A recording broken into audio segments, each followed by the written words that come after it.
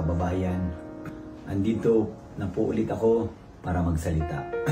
Kanina kasi ang hearing ng Ethics Committee tungkol sa akin. Sabi nila gusto nila akong marinig. Pero nakiusap ako na magsalita ako via Zoom para they could hear my side. Hindi nila ako pinayagan. Kailangan daw talaga face to face. Hindi ko maintindihan bakit pinipilit nila ako pumunta face to face. Na nakiusap nga ako na hindi magpapakita muna doon ng physical dahil sa seryosong pagbabanta at grabing pagbabanta sa aking buhay. Sa totoo lang, alam nyo, gusto ko na talagang umuwi. Kung hindi lang dahil sa banta na aking buhay, umuwi na ako. Hindi ko naman pwedeng ipagpalit yung pagkakamiss ko sa ating bayan sa buhay ko. Para malaman nyo ang buong katotohanan. January 11 pa lang nung nagsalita ako tungkol sa threat sa aking buhay dahil i-raid nila ako at tataniman ng ebidensya. Bakit ko nasabing threat sa aking buhay? Dahil pwede nilang gawin doon na sabihin nila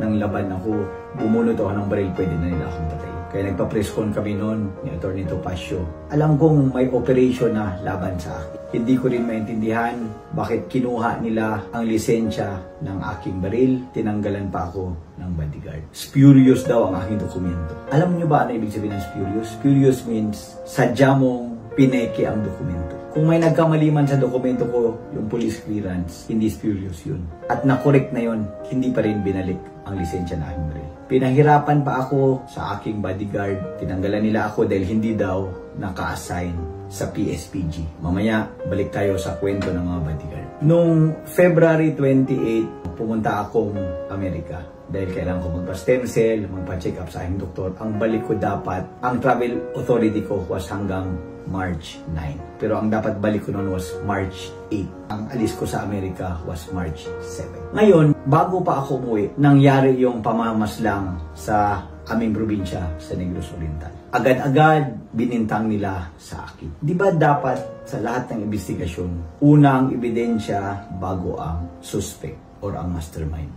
Ano ang nangyari dito sa Negros Oriental? Naglagay na kagad sila ng suspect, naglagay na kagad sila ng mastermind, sabay pinahabol yung ebidensya na tumama doon sa gusto nilang maging mastermind at suspect. Di ba mali? Hindi dapat ganun. Hinihingi ko lang naman fairness at hindi yung ididiin yung isang tao. Hiningi ko rin sana na tingnan lahat ng anggulo. Ngayon, nagkatotoo nga yung sinabi ko. Raid nila sa bahay ko, may granada na, may mga baril pa. Sino naman tanga, di ba? Na mag-iiwan ng kahit anong illegal doon na alam mo nang i-raid ka. Di ba? Di naman tayo pinanganak kahapon. Mga kababayan, mga palangga, kayo na mag-isip. Kahit sa mga bashers ko, sa tingin nyo, mag-iiwan ako ng illegal doon. Kung meron man akong illegal. Hindi, di ba? Alam mo nang i-raid ka, mag-iiwan ka pa. Ngayon, bakit ko sinabing tingnan lahat ng anggulo? Dahil natural yun sa investigasyon. Dito sa nangyaring pamamaslang, diretso na kagad tinuro sa akin. Ang daming pwede tinala anggulo. Nakwento ko na to nung isa kong video yata na dapat tingnan lahat. Hindi ko maintindihan bakit hindi sumipot ang mga gwardiya, mga pulis na naka-assign sa kanya. At sa alam ko, ang dami ring army nagbabantay kay Digamo. Sa dinami-dami ng army, may detachment pa sa napag-alaman ko, malapit sa bahay niya nung pangyayaring yun. Bakit walang rumisponde? Isa pa, narinig ko sa isang interview ng kapamilya niya na kaya daw walang mga bodyguard nung oras na yun dahil pinakain daw sa taas. Natin na, kung bodyguard ka, hindi mo dapat iniiwan. At kung kapamilya ka, bakit mo papaalisin lahat ng bodyguard para pakainin? Dapat salitan. Uulitin ko to nung sinabi ko rin sa isang video. Nakita natin na yung pumasok, kilala ng mga nandun. Kahit nung gwardiya lang at nung aso, nagwagayway pa yung buntot ng aso. E ngayon, ibibintang nyo sa akin. Tingnan na natin yung anggulo ng mga kakilala, kapamilya. Hindi pwedeng nakatuon lang sa isang tao. At pagkasyahin nyo dun or diin nyo dun ang lahat ng kaso. At ipa-eksakto nyo yung mga ebidensya na nahagilap nyo or inimbento nyo. Huwag naman sana ganun. Ngayon, sa totoo lang, nakailang reach out na ako. Bago pa mangyari yung murder sa aming probinsya, nag-reach out na ako kay SILG. Pinadaan ko sa isa namin na common na kakilala. Hindi ko lang babanggitin kung sino. Hindi lang isang kakilala, 2, 3 yatang kakilala ang kinausap. Walang nangyari. Bakit ako nag-reach out? Ang sa akin doon, gusto ko lang sana na kung may galit man siya sa akin, peace na. Dahil wala naman akong ginawang dapat niyang ikagalit. Kahit narinig ko na siya daw ang may pakana na kansilahin yung dokumento ng baril ko, still nag-reach out ako na peace na. Baka nagalit siya nung ipinagtanggol ko ang pinaresign ng mga pulis. Nagsabi lang naman ako ng aking feeling na hindi dapat paresignin yung mga nasa tungkulin na pulis. Dahil wala pa naman silang kasalanan. Yung may kasalanan, kasuhan. Parang ginawa na silang guilty kahit wala pang kaso at wala pang ebidensya. Ngayon, ang pinagtataka ko rin, bakit ako tinatarget bago pa man yung killing? Sabay nadagdag pa yung killing sa Negros Oriental. Ang ibang naririnig ko lang naman na anggulo is yung sa isabong. Meron daw mga tao na gusto nilang masolo yung isabong, kaya kinakana nila ako. Matagal ko nang sinabi, wala na ako dyan. Kung gusto nyo magnegosyo ng isabong, magnegosyo kayo. Hindi, wala namang pumipigil sa inyo eh. Ewan ko lang kung papayag si President BBM. Ito rin, kaya ako nagsalita ngayon dahil sinabihan ako na may order daw galing sa palasyo na idiin ako. Lalo na doon sa killing. Pero bago pa yung killing, may operation na. At may nagsabi din sa akin na may order din daw sa palasyo. Sa totoo lang, hindi ako naniniwala na si President BBM mag-o-order na tirahin ako or i-operate ako para lang masolo ng ibang tao ang sabong. Hindi ganon si President BBM. Naawa nga ako kay Presidente, ginamit pa yung pangalan niya sa mga taong gusto lang magnegosyo ng sabong. Mga bossing, huwag naman sana ganon. Mr. President, alam nyo, siguro narinig nyo na masyado akong prangka na tao. Hindi naman tayo gano'n na magkakilala. Mas kilala mo yung kapatid ko din. Nagkasama yata kayo sa Congress. Sa totoo lang, 2 beses lang tayo nag-meet sa President. Nung barangay captain pa ako through our Liga President at nung birthday ni Speaker Martin nung nilapitan kita. Hindi man tayo magkakampi ng eleksyon, pero nagsalita ako sa Congress na kung sino man ang nanalo na presidente, dapat pagtulungan ng lahat na magtrabaho para sa kapakanan ng ating bayan. Alam ko, Mr. President, na wala kayong kinalaman dito. Sana lang mapuna nyo ang ibang mga tao dyan sa gobyerno na ginagamit ang inyong pangalan para sa kanilang pansariling kapakanan. Meron pang mga politiko sa amin na ginamit pa yung murder for political mileage. Grabe naman. Maawa naman kayo sa kapamilya nyo. Di ba? Namatay na nga si Gobernador Digamo, ginamit nyo pa for political mileage. Siguro napansin na rin ng iba dyan. Yung iba pa live pa. Oh. Yung isa dyan na nag-live, sabi mo, may kwento ka tungkol sa anak ko na si Kurt. Sa totoo lang, may recording kami ng kwentuhan nyo ni Kurt. Pwede namin ilabas kung gusto nyo. Meron akong tanong. Paano natin makukuha ang totoong hustisya dito? Pareho lang kami ng pamilya Digamo na biktima dito. Biktima sila Digamo, ako rin biktima dahil ginagamit ako ng marami dyan for political mileage. Sobrang kawawa na ako. Ginamit nyo pa ako para sa negosyo. Ginagamit nyo pa ako for political mileage. Wag naman sana. Yung mga nagbabalak dyan tumakbo, senador, ano mang gusto nyo, tumakbo lang kayo. Huwag kayo manira at gumamit ng ibang tao para sa inyong pansariling kapakanan. Sigurado ako ayaw ni Presidente BBM yan. Again, nananawagan ako sa ating mahal na Presidente, Mr. President, sobra na yung ginagawa ng ibang tao sa gobyerno sa akin. Masyado na nila akong dinidiin, kinakawawa at inaapi. Balikan natin ang sa Congress. Ayoko sana to sabihin eh. Miyembro ako ng House of Representatives. Ilang araw lang ba ako nag-absent? Biglang i-question sa Ethics Committee. Ganito na lang para patas ang lahat. Bakit hindi natin ilabas ang record ng attendance ng buong 19th, 17th, 18th at 19th Congress? Para makita nyo, bakit sinama ko yung ibang Congress? Because during the 18th Congress, I was a Deputy Speaker. Alam nyo ba, kahit nung kasagsagan ng pandemic, pumapasok ako physically. Minsan, hindi ko man duty sa pagka-Deputy Speaker. Dahil malapit ang yung bahay ko, nagjo-duty ako para lang makatulong. Dahil minsan kulang ng umuupong Deputy Speaker, naghahanap ng umupo. So kahit hindi ko duty, minsan umuupo ako doon. Pumupukpok sa taas dahil lang sa aking pagmamahal sa ating bayan at sa ating kongreso at sa ating mga mamamayan. Alam nyo, mga kasamaan ko sa Congress, kilala nyo ako, alam nyo kung gaano ako katotoong tao, alam nyo kung paano ako magtrabaho, alam nyo rin kung sino ang pumapasok dyan, sino ang nag-a-absent. Tatanong ko sa Committee on Ethics, bakit si Congressman Arnie Tevez lang ang inyong kini-question ang attendance? Malinaw na malinaw ang aking paalam at hiling. Ang paalam ko na i-extend at nagpaalam pa ako ng leave sana dahil hindi pinayagan yung aking extension dahil sa serious security threats sa aking buhay. Pero in spite na nag-request ako, pinipilit pa rin akong umuwi. Nung una, nilabas pa nung committee na merong direct order si speaker sa akin. Alam niyo naman na wala. Bakit naglabas kayo ng ganun?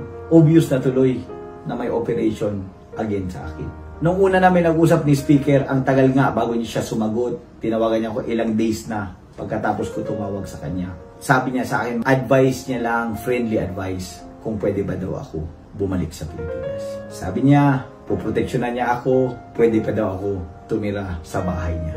Sabi ko, maraming salamat, Speaker. Ito rin, mensahe ko kay Speaker Martin. Boss, nung una ka palang tumakbong Speaker, ako yung isa sa mga utusan mo.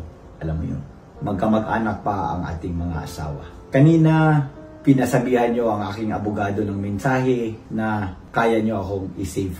Hindi naman sa wala akong tiwala sa inyo. Pero Speaker, ito lang ang aking tanong. At ito rin ang aking tanong sa sarili ko at sa lahat. Paano nyo ako magagarantiya ng safety ko? Na unang-una, tinanggalan nyo ako ng baril. Hindi kayo ng gobyerno. Kung sino man dyan sa gobyerno. Tinanggalan ako ng bodyguard.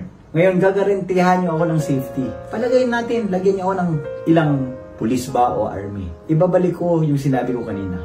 Ilang army, ilang pulis ang naka-assign kay Digamo. Sana siya ngayon, nakalibing. Hindi nga siya na-secure ng sangdamakmak na army. Sabay sasabihan nyo ako, kaya nyo ako i-secure? Diba? Boss Martin, hindi ko maintindihan bakit pinipilit nyo akong umuwi. Totoo lang, gusto ko nang umuwi. Kung hindi lang sa pagkadelikado na aking buhay, umuwi na ako. Smart, sorry, hindi ko kayo mapagbigyan sa hiling nyo na umuwi ako dahil hindi ko pwede ipagpalit ang aking buhay sa inyong kahilingan. Kilala mo ako, Boss Mark, kung gaano ako katotoong tao. Alam mo kung paano kita pinagsilbihan nung majority leader ka pa lang dahil hindi tayo nanalo sa pagiging speaker. Nakikiusap ako, boss, huwag nyo naman sana akong indiin. Ayokong lumaban sa inyo dahil wala naman akong laban. Sino ba naman si Arnie para lumaban sa gobyerno, kay speaker at sino man dyan? Ang kaya ko lang gawin, magsabi ng katotohanan. I think nasabi ko na ang lahat. Mga media na gustong mag-interview sa akin, pagpasensyahan nyo na po na hindi ko pinaunlakan ang inyong mga request for interview. Dahil ayokong yung iba masaktan na nagpa-interview ako sa isa, sa iba hindi. Kaya kanina sana magsasalita ako sa Congress, hindi nila ako pinasalita. Bukas daw, huhusgahan na nila ako. Ngayon, para sa inyong lahat, ginawa ko tong video para alam nyo ang buong katotohanan. Meron lang akong konting idagdag. Sik Boying, nagsama tayo sa Congress. Kanina ko lang narinig na tinanong kayo kung nag-reach out ako sa inyo o hindi. Sabi nyo hindi. Sige lang, baka hindi nyo nakuha yung mga miss call ko sa inyo. Nag-reach out ako, boss. Ba't naman ako hindi mag-reach out? Iniisip ko kayong kaibigan. At alam nyo kung gano'ng katotoong tao ako. Sek, wala akong problema sa iyong paggawa ng iyong trabaho bilang DOJ Secretary. Isama nyo man ako sa mga suspect, sa investigasyon, walang problema. Pero ang hiling ko lang, wag naman ako lang. Lahat ng anggulo, tingnan natin. Lahat, as in lahat. Hindi si Arnie lang. Ano pa bang hindi ko nabanggit? Nabanggit ko na yata lahat. Anyway, kung meron man akong nakaligtaan sa susunod na video, idadagdag ko na lang. Ang dapat natin sundin ay ang ating konstitusyon na ang tao ay presumed innocent until proven guilty. Hindi dapat rin i-deprive sa freedom at sa kung ano pa, and liberties at ano pa dyan. Alam nyo, ito, sabihin ko na, baka naman, bigla na naman akong lalbasan ng warrant. Ito, isa ko pang pakiusap. Baka bigla nyo na naman akong labasan ng probable cause. Andali gumawa ng ebidensya, ang dali gumawa ng witness. Huwag naman sana.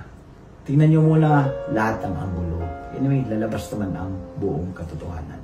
Yun lang po, ulit, ito si Congressman Arnie Teves. Nakikiusap, tama na yung pang-aapi, tama na yung pagtuturo, tama na yung pang-aapak at pang-iipit sa akin. Uulitin ko, kung gusto nyo magnegosyo lang kayo dyan. At isa pa, uulitin ko, dapat sa lahat ng investigation, lahat ng anggulo tinitingnan. Hindi una yung suspect bago ebidensya. Kanina, may sinabi na naman na may bago na naman daw nahuli or nag-surrender na witness. Sa napag-alaman ko, matagal na nilang hawak yung tao na yan. Kanina lang nila linilabas para makumpleto ang script. Nung una kong video, sinabi ko na, diba? Nakita niyo yung video ng pagpatay. Ganun kagaling na mga tirador. Mahuhuli ng ganun-ganun lang. Ngayon, ilang batalyon ang pinadala sa Negros. Sabay, isa lang yung mahuhuli. Mga bossing, unti-unti na nakikita ng netizens at ng taong bayan yung script. Huwag nyo naman sana gawing sine ang totoong buhay. Nagsasakripisyo kayo ng tao para sa palabas nyo. Huwag naman gano'n mga boss. Diba? Ano kaya kung kayo nasa lugar ko? Kayo ginawang sacrificial lamb. Meron nga akong naisip na kasama sa script yung pagpatay kay Digamo para lang madiin ako. Grabe naman. Hindi naman ganun. Pag nalaman ni Presidente lahat ng pinagagawa nyo, malilintikan kayo sa kanya. Hindi ako maniniwala na gusto to ni Presidente. 2 beses nang kami nakapag-usap.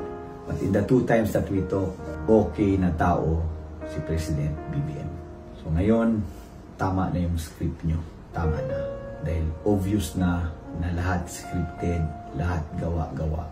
Anyway, hindi naman palingin ko lang to. Malalaman din naman natin sa mga tingin ng taong bayan, sa mga netizens na lumalabas na yung script. Noong una, nabugbog ako sa social media. Pero ngayon, hindi naman bobo ang mga Pilipino. Nakikita na nila yung lumalabas na script. Kawawa lang ako at ang pamilya ni Digamo na puro kami naging biktima sa script na ito. Maraming salamat po.